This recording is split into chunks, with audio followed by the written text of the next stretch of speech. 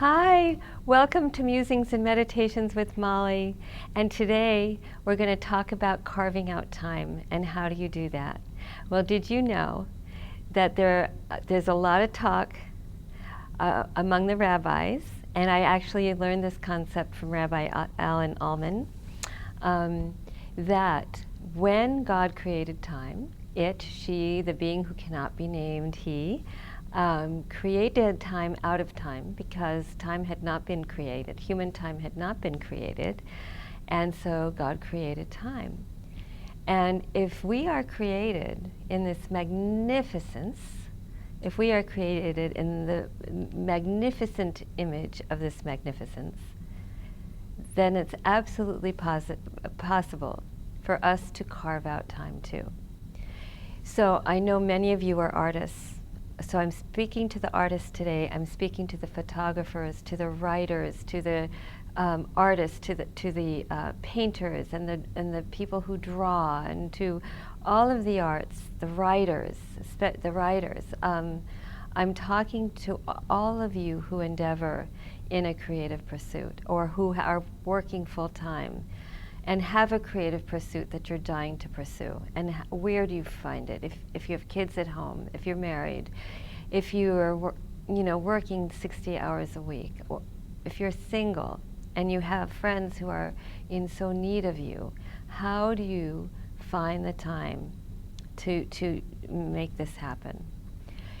I love this concept of carving out time because already I'm in the artist mode. Already the idea of carving something out, even though I'm not a carver, and you don't want me to carve out anything, but the idea of the metaphor of carving, of taking that space and carving out that time, and you enter into that carved out space to do your creativity.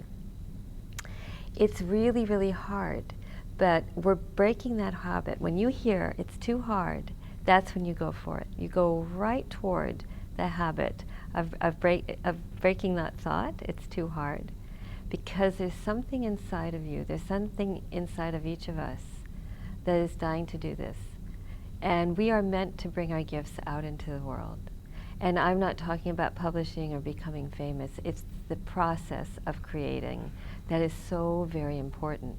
Because if you have that inkling, that desire, if you drew a lot as a kid, if you were constantly writing stories as a child, poems, or if you were dancing and singing, and you say to yourself, well, what's the point? I can't make any money off of it. The point is that you have a gift, and you have a longing deep inside of you to follow it. That's the point.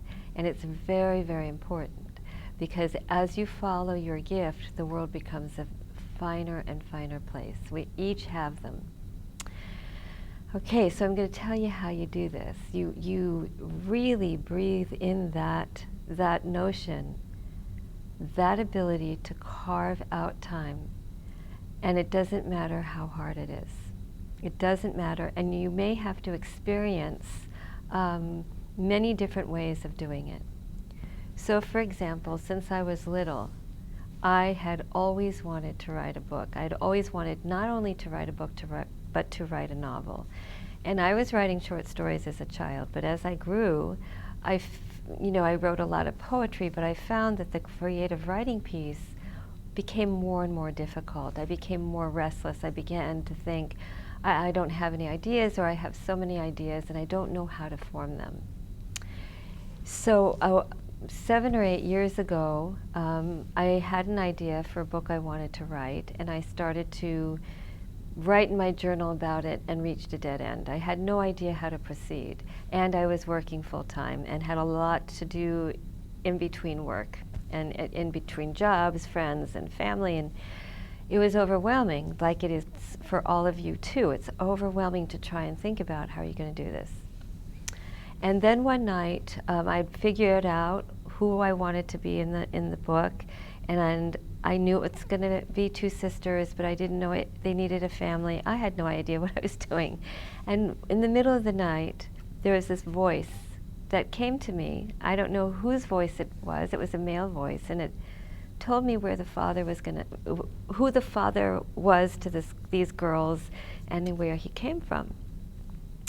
And it came in June, and I fought all summer long with this voice. I told myself it was crazy. I had no knowledge of what this voice had told me. So finally in August, I'm telling you, I fought with myself for 2 full months. So finally, I sat down with my journal. I said, I'm going to write about this father and be done with it. And out of my pen came an entire outline for the book. My mouth dropped open. I'm not an outline person. When I write, I don't create outlines. I just write, and then things come forward. I know a lot of you, if you are writers, prefer the outline approach, and that's fine. But I'm not that way. And I looked at the enormity and the depth of this novel and freaked out. I didn't know how I was going to do this. And then I heard this idea about carving out time. So kicking and screaming, because really I had no idea how to do this, I put aside an hour before work, and I would write, and it was stilted and horrible writing, and I felt like an hour wasn't enough. It felt like an hour was just enough time to begin. And I kept, I would go for weeks without doing it, and the more I went without writing, the worse I felt.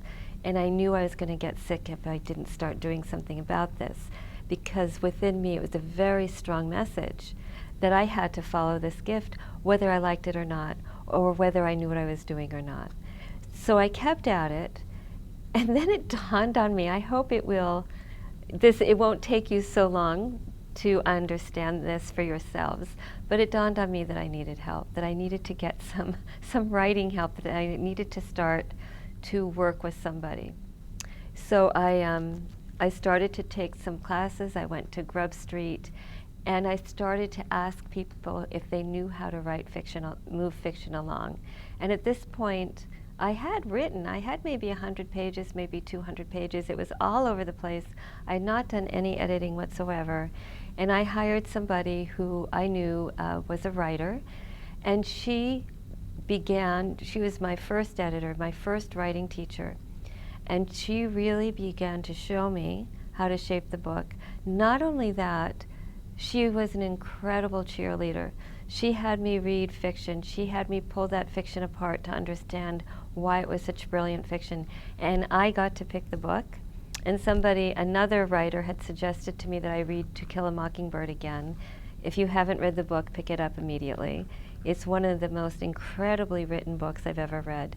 But I had to, with this writing teacher, I had to pull apart 2 pages of the book, 2 of my favorite pages, and write about why I love them so much, and to look at the gift that this woman had. Not only the gift, but the recipe. There's a whole recipe for writing novels, which I didn't understand.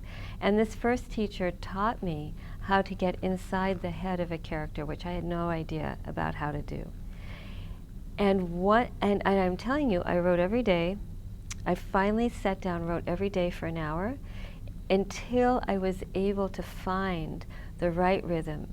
I went through 4 different writing teachers, and this book just kept shaping and shaping and shaping. I want you to know it took me 7 years to write this book, and it took me 7 years to complete it. But I did it, and I'm currently in the process of looking for a publisher for it. I'll keep you tuned for that. But if I can do this, you can too. So take this idea of carving out time. Let's do a quick meditation on that. Close your eyes and take a deep breath in and out. And just begin to follow your breath. Let those thoughts ramble on. And just follow your breath and look at what it is you've been attempting to do. Are there paintings you want to finish? Is there an art class you've been dying to take, a writing class, a photography class? And visualize yourself as the artist that you are, actually participating in carving. Take your busy, busy day and find a carving knife, or find a pencil or a pen or something that you know you can carve this time out with. And visualize yourself saying, oh, I'm going to carve out this time between breakfast and lunch, and it's mine. And visualize yourself stepping through that space you've created. And now it's quiet, or the inspirational music you need is playing. All of the materials are there on your desk or on your studio or wherever it is, on your computer, and you're sitting there in this carved out space. The magnificence, the magnificent being that created the time for us, we are created in that magnificence image. We can carve out time too. You can do this. I know you can. Please write to me about your struggles, about your successes. Thank you for liking Musings and Meditations with Molly. Thank you for sharing.